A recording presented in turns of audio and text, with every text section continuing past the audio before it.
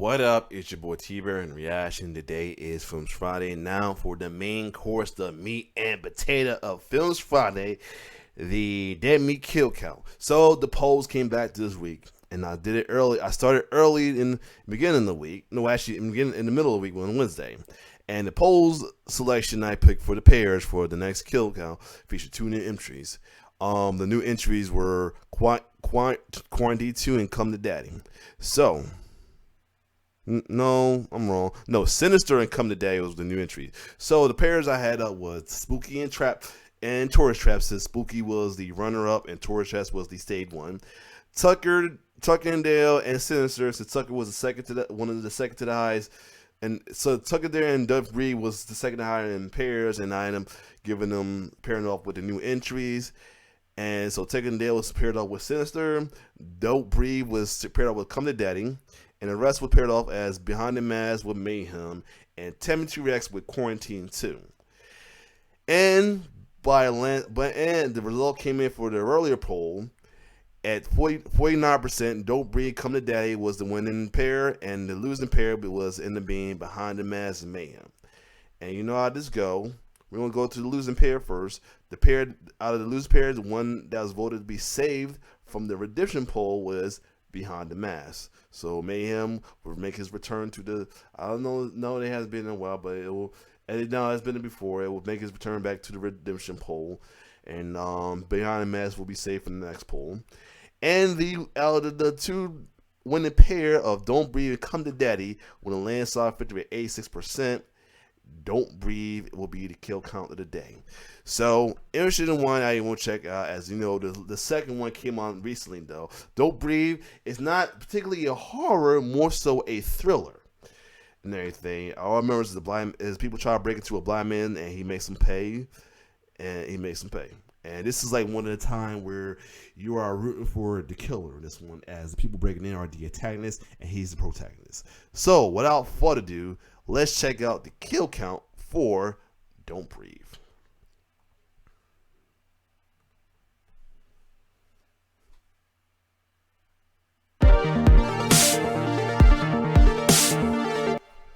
Welcome to the Kill Count, where we tally up the victims in all our favorite horror movies. I'm James A. Janice, and today we're looking at Don't Breathe, released in 2016. Don't Breathe was made by the same team that gave us the Evil Dead remake from 2013. Director and co-writer Fede Alvarez, co-writer Rodo Sayagues, and co-producer Sam Raimi and Robert Tapert. Evil Dead was so successful that Uruguayan writer-director Alvarez was offered huge projects afterward, including a Marvel film. He turned them down to make a movie he'd have more control over, and decided to stay within the horror genre. If you'll recall, however, the Evil Dead remake was one of the bloodiest movies I've ever had on the kill count. Don't Breathe intentionally takes a different approach to horror, swapping out the graphic gore and supernatural evil in favor of small-scale suspense and a very human antagonist. Don't Breathe follows three young criminals who break into the house of a blind war veteran. It's supposed to be an easy job with a high payoff, but they quickly find they're outmatched by the guy, who's got more to him than meets the eyes. I know this film has its detractors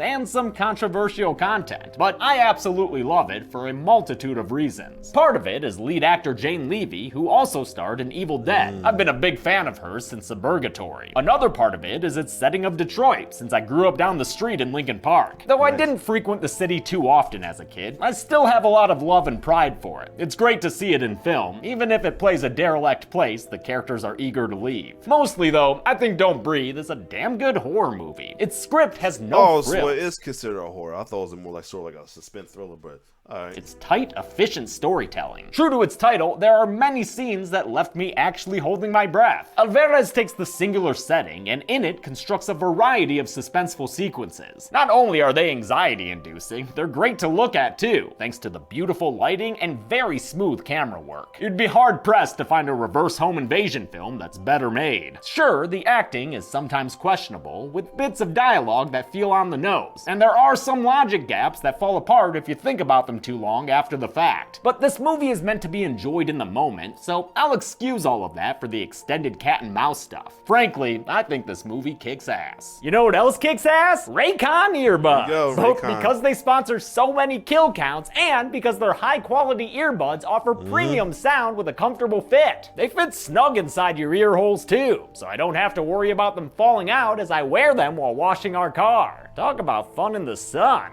Oh, and check it, my Raycons even match our red cars. This is my first time seeing him shirtless. He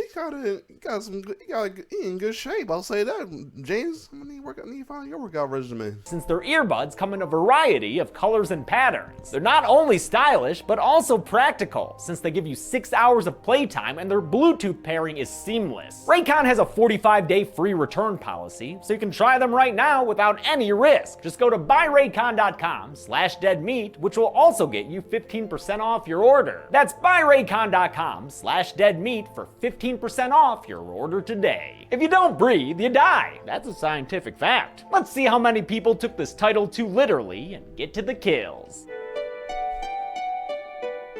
The movie begins with an overhead shot that gets needlessly spoily by time it zooms in, so let's skip it. Love seeing those Detroit houses though. Not everyone enjoys calling D-Town home, which is why this trio of youths are robbing houses and selling what they steal, so they can save up enough money to move away. Bye-bye, Detroit.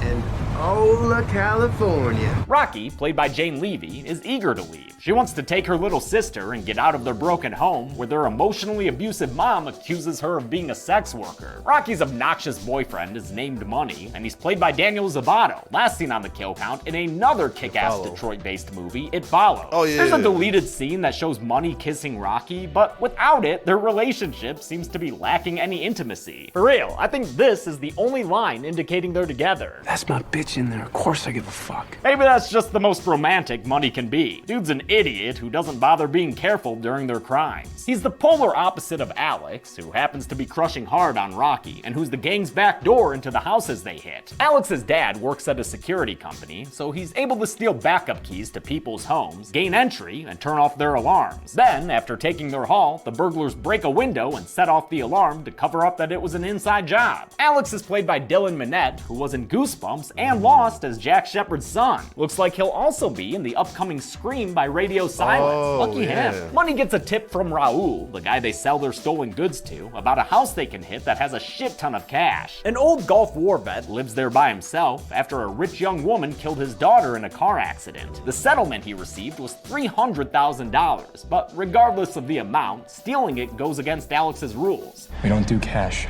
Above 10K, it's major larceny. That means 10 years if we get caught. Rocky, who needs to get away from that mom of hers, is willing to risk it. If we do this right, we never have to do it again. Alex eventually relents, so they do some recon to see what the area's like. Alright, pretty jump scary. Their target house in this west side neighborhood is the last remaining occupied dwelling around. All the other houses within 4 blocks are abandoned. It's just the old war vet and his scary dog now. Oh, also, he is blind. That's kind of fucked up to rob a blind guy, isn't it? Just because he's blind don't mean he's a fucking saint, bro. Dog, you have no idea. Night comes and the trio moves in for their big hit. 15 minutes in, and we're already at this point in the story. I love it. They use drugged up doggy treats to take care of Chekhov's hound, but learn that Alex's dad's keys don't work. The old man has extra locks that he didn't provide backup keys for. Since the other ways in are also extra locked, Rocky resolves to climb in through a window. No, we're not sending him in there alone. Nobody's sending me anywhere. I'm going myself. She breaks the window to get inside, meaning it surely couldn't have come from wall side, and disarms the security system with an electronic doodad. She lets the boys in so they can look for the money in an awesome one take that goes on for nearly 2 minutes. During it, the camera searches alongside them, but with its omniscience gives us clues as to what will be important later on. It's a great way to direct the viewer's attention while also establishing the physical layout of the house. Since the rest of the movie is confined here, it makes the experience more engaging if we know where everything is. Seriously, I know fluid one takes aren't all that uncommon anymore, but I can't praise this one enough. About the only complaint I have about the old man's house as a setting is that it wasn't actually shot in Detroit. While the exterior shots were obviously filmed in D-Town, the rest of the film was shot in Hungary, where production was much cheaper. Wow. Thanks again to Rick Snyder for cutting the Michigan film incentives in 2011. Production designer Nauman Marshall headed the construction of the interior house set, which was a replica of an actual house in Detroit. As always, a set meant having more control, and Alvarez took advantage of the conditions with lots of cranes and dolly tracks that kept the camera in constant motion. They shot everything in Hungary first, all the house interiors, as well as the side yard, which was also on a set, and then finished up production with a week of shooting in Detroit. The long fluid shot ends in the old man's bedroom, where he's sleeping as sound as a juggalo after a particularly rowdy ICP show. To make sure he stays asleep, well, here comes the money! Money. Ah shit, the old man's awake! Oh, whew, he's just turning off the home video of his dead daughter. I figured he'd be getting up to pee. Okay, proceed as planned, Money. With the old man gassed, they go looking for the cash. Is it behind locked door number 1? Money says it's gots to be. And when his crowbar doesn't do the trick, he resorts to more power. This displeases Alex Borland. You just gave this guy the legal right to shoot us. Yeah, whatever, bro. Time to blow this pop bottle. Things are too risky for Alex now, so he goes to leave as Money opens the basement door. Who's there? Oh, fuck. The old man steps on the blown off lock and realizes what it is. He begins to visibly panic, so Money tries telling him to cool his Jets pizza. Yeah, that's right. I know what's in there, and I ain't leaving without it. You got me? Yeah, he's got you, Money. By the fucking neck, brah. Oh man, they messed with the wrong old lonely Detroiter. He gets Money begging for his life in no time. The old man asks Money how many other people are there, and Money covers for the nearby Rocky and says he's by himself. Just calm down, old man. There's nobody else here, okay? Okay, I swear to God. Oh! There goes the Money. Talk about a crashing currency. God, yo! First kill. Rocky silences herself and sneaks into the closet as the old man. Damn! Yeah, I heard this shit was no joke, but goddamn, he just say like it was nothing. Bam! Shout to the whoa! Bangs against the wall and shows off. Like, I don't know why when it comes to like movies and stuff like that, I always love a good creative headshot. You know, the typical ones go to the dome and all that. Like when they go, they shoot them through the chin or through the cheek or whatever, and it goes out the brain. That shit, or up there upwards. That shit always get me like, wow. Off his old man muscle. Alex, who heard the gunshot, comes back inside and just barely avoids the old man as he walks around trying to figure out what to do. Again, fun fluid shots that show Alex having to hide as the old man relocks his doors and boards up the window Rocky broke to get in. From her closet hiding spot, Rocky accidentally learns some valuable info. The key code to a safe the old man keeps behind a fake wall, inside of which is a whole lot of money. Not this money though, he did. Alex finds his way to Rocky, who cracks open the safe to find even more cash than they expected. There's a lot more than 300 grand in there. There's gotta be about $1 million. Wow, they actually got the money. Too bad they're locked inside the house. They'll have to get out through the storm cellar door, which means they'll need to go through the basement. Let's go! Don't Breathe's jump scares are so damn good, they don't even need music stings to make them pop. This movie stresses me out in the best of ways. There's a taunt game of duck duck shoot that ends when a cell phone goes off and gets shot. Rocky and Alex head through the basement door as the old man disposes of Money's body. While cleaning up the mess though, he learns something interesting. There are 3 pairs of shoes here, and Money didn't feel like he had 6 feet. Now knowing there were other burglars, the old man checks his safe and finds it empty. Time for another round of wall punching. The old man's basement is a confusing maze that leads into a back room. Not much here, besides plants, a chair, and a screaming girl tied up to a house that lets the old man know there are people in his basement. This is the midway twist of the movie, where the old man ceases to be a victim. He's not just a scary motherfucker who can fight, he's also keeping a kidnapped woman tied up in his home. Her name is Cindy Roberts, and she's the one who woman slaughtered the old man's teenage daughter. After a jury acquitted her, he took things into his own hands. So his situation is a little like slow-ass motherfucking Jeff's. Except this motherfucker ain't that slow, and he's now heading downstairs with a gun. Using the same code as the money safe, which is also Director Alvarez's birthday, Alex finds a ring of keys. They unlock the woman and help her stand as they head towards the storm cellar door, the safe way out of this place. Oh shit. Ow! There is no safe way out. Alex only gets shot in the ear tip, but poor Cindy is shot in the face and killed. I hate that this character was bound, gagged, and killed less than 5 minutes after meeting her. Makes her feel like a prop. The old man shoots away Alex and Rocky, then stumbles upon the victim of his bullets. When he realizes who it is, he begins moaning and crying something awful.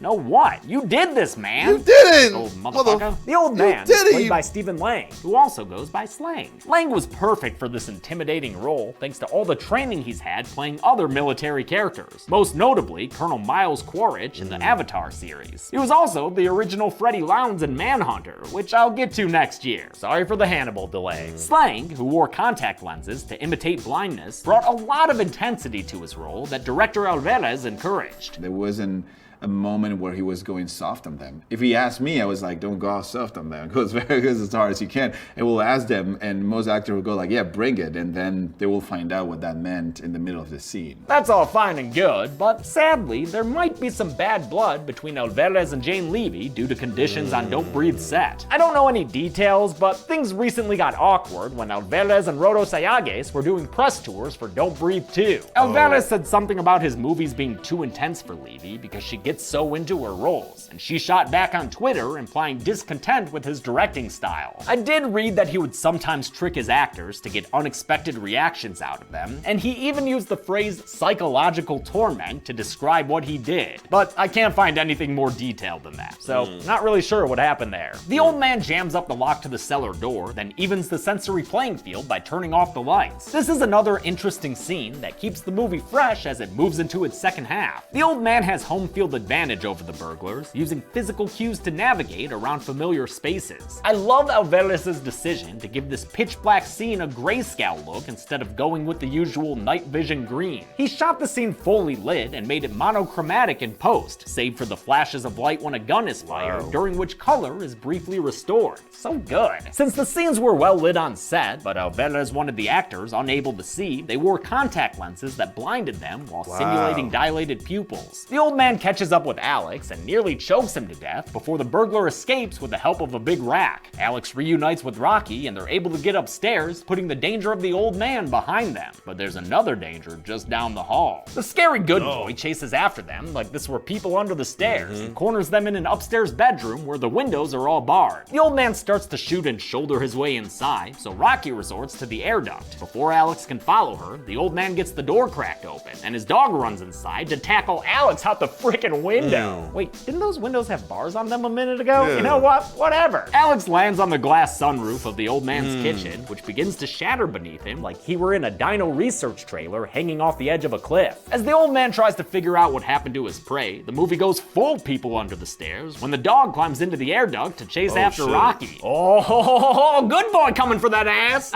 Maybe next time, little doggy. The old man figures things out and fires his gun towards Alex. It misses, but the shot still gives him quite the shardy fall. The old man pursues with more gunshots, forcing Alex into the laundry room where Money's body is. I guess the old man's trying to launder that money. Alex eyes a blacksmith hammer that was earlier highlighted during that exploratory one-shot, and he uses it to attack the old man when he moves in for the kill. I'd call this a fight scene, but it's a bit too one-sided for that. The old man fucking ragdolls Alex around and beats the shit out of him in a variety of ways. God damn, this is like Lashley versus Kofi all over again. Really? After getting Alex to the ground, the old man finds a pair of garden shears. He ends the fight by in the flesh. Rocky comes to in the air duct and realizes that she's finally on the verge of freedom. All she has to do is kick her way out of this vent to the outside world and avoid the old man grabbing her. Come here! Fortunately, Had to he does say not. what's He up. extends no mercy as he beats her in his living room in an uncomfortably violent scene. It ends when he chokes her unconscious, transitioning us into the final act. Some hours pass and Rocky wakes up badly bruised and bound. She's now in the bed and restraints of the old man's previously captured victim, whose body he later disposes of by burying beneath his basement floor. Rocky begs for her freedom, but the old man shuts her down and launches into the first extended dialogue he's had all film. He tells Rocky that she couldn't understand the love he had for his daughter, and that he was holding Cindy captive for more than just revenge. He reasons that because Cindy killed his daughter, She told me fair,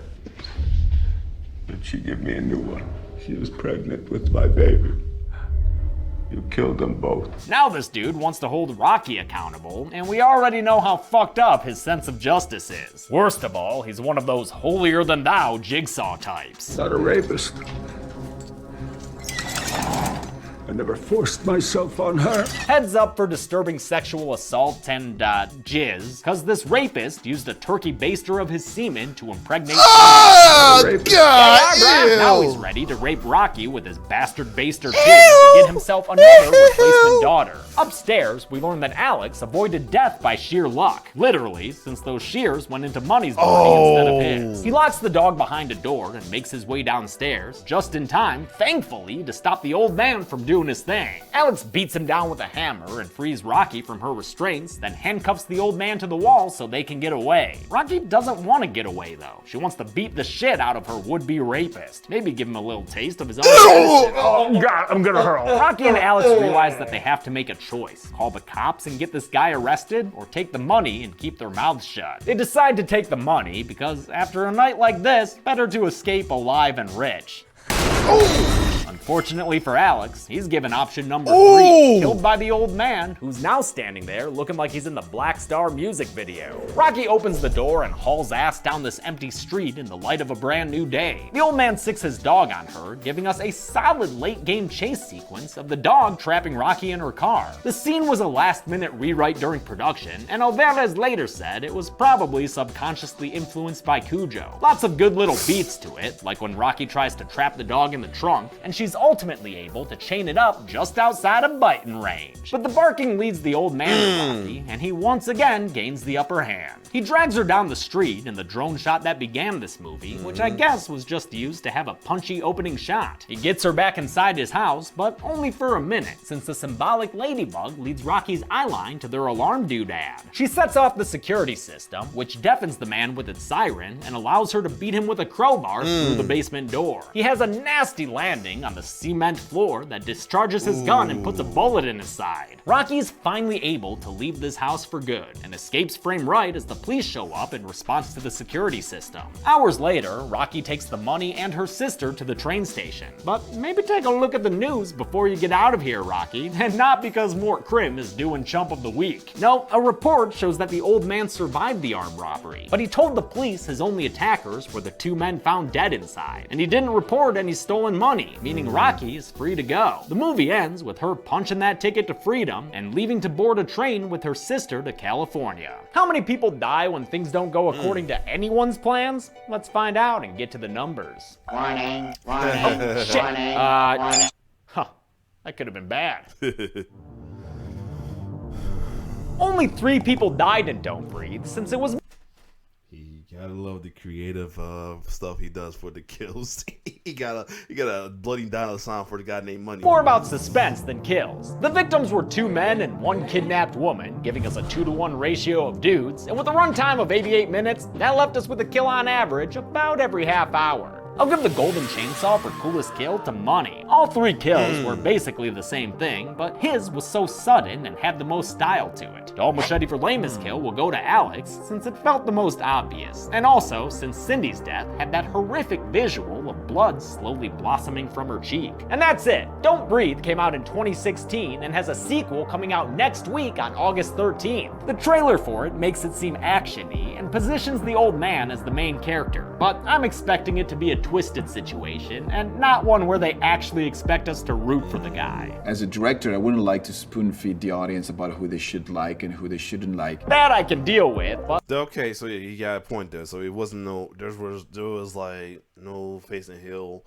alignment situation going on in this. It was like it was just whatever. I think it was like all hill storyline where one was lesser than the evil. Then until we got to the twist, that became the twist around and make that person lesser of evil. So yeah, it was no faces or tweeners, and I think they all tweeners. I think it was like an all tweener thing. So yeah, a gray area movie, I should say. But I won't like it if they make the old man a hero, because, that'd be fucked up, all things considered. Next week begins the long prophesized Friday the 13th recount. But until then, I'm James A. Janice. This has been the Kill Count. On the next Kill Count. We don't have to see this now because I already saw the you already know I'm watching the recounts as late though. But although next week is Tremor, we're continuing the Tremor series with Tremor 2, and then we go to Pole, then Friday 13th, then Pole, Tremors 3, Pole, Friday 13th, Pole, Tremor, then after other and finish the rest of Friday 13th other each of the other ones depends on how many Tremors they had. But other than that, as explained, if we go back, that come the day to survive, and we'll be on the next Kill Count. Behind the Mask as well too, barely survive, and them two will be paired off together. And Mayhem will go into the next redemption, join in Blood Quantum, and we go back further, Blood Quantum and Countdown. So other than that, next week, the week after will be another poll with 2 new entries and everything. Somebody was asking me why I'm not doing the I know we did last summer series and the Final Destination funding the embodied. When I told you before about this, as before, when I was originally watching the Kill Counts, I watched it on my own, like during my lunch break and all of that, and it took me a while because I was doing reaction vids at the time though, but I was thinking about doing them as a reaction vid till I decided let me just do the final Final Destination movie as a reaction vid and everything, and then folks was asking me should I keep on going and it'll be a trial. The first was originally going to be like trying to look away, then after a while, a couple ones I did look away. After a while, I was so desensitized. I don't do lookaways no more. Here I am, and the Kill Count's been like my latest most popular reaction, along with the Michael Jackson reaction, the wrestling reaction, the mentally mentioned as well too, which came later. But other than that, what I want to do is trying to get through the ones like movies I haven't saw before. And, I did watch some of the Friday 13th though. I was reaction for the Kill Counts. The Tremor, only saw the first one. And it was like a while ago I watched it though, so that's why I'm okay with that. That's why I haven't even did the Candymans yet, because I did them on my own. But sometime I will eventually return. Eventually we'll do some Kill Counts that I watched on my own before I made a reaction, to do a reaction video for y'all because y'all want it though. But I will make this crystal clear. I would not be doing Kill Count reaction to The Purge. Personal reasons, I don't like endorsing stuff like that, because the fact that folks want that shit to really happen, I don't want to condone that nonsense. But other than that, see y'all next week. Next week you'll be getting reaction for Tremors 2. If you like my reaction with Don't Breathe, like, share, subscribe my YouTube channel. It's your boy T-Bird signing off. One love.